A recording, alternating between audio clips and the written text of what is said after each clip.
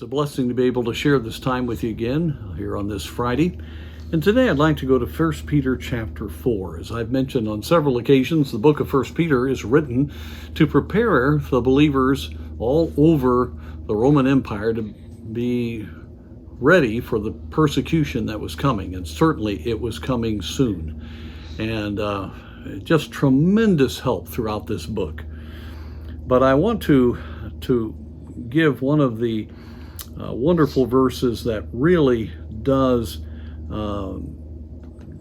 cause us to just understand the heart of God for us if we do face persecution. Verse 16 of chapter 4. Yet if any man suffer as a Christian, let him not be ashamed, but let him glorify God on this behalf. Well, that's not naturally our response, is it? He's saying if we suffer as a Christian, don't let that bother you. And don't be ashamed. In other words, if you start getting pushed at the job, if you begin to have some consequences for your stand for the Lord, don't back up. It's not about you. You want to be wise, but it's about the name of God. It's about His glory. And it says here, we're not to be ashamed. And then, as I mentioned, but it says instead, glorify God on this behalf. It has been very evident throughout history that those who directly suffered for the cause of Christ have received the greatest blessings in this life. You see that even in the tribulation, those that are persecuted then, God honors in a very great way.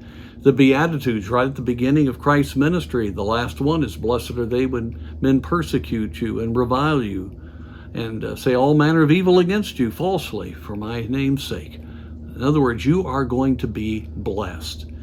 And so we need to just get it set in our hearts that if a fiery trial does come for the cause of Christ, and this is specifically talking about persecution here, where it says you're suffering as a Christian, then let's just determine by the power of God not to be ashamed, not to back down, not to allow ourselves to be troubled, but take it as the greatest honor and blessing we possibly can have. Now, we need to not bring it on ourselves. This whole passage deals with that. We should not be persecuted because we've done something wrong. But if it's truly because we're a Christian, we need to take it for the Lord's sake. And our burden is that God will be glorified by our testimony through what happens. It may just be a little thing, but let's take our stand for God. Let's not worry about a door slammed in our face or somebody saying something negative to us. If we're doing the will of God, then God will be glorified if we have the right attitude. And so we do need to mention this. I think Christians today back off. They don't want any trouble. They don't want to have any pushback. And so I want to encourage you to really just hold on to the privilege of standing for the Lord and determine not to be ashamed.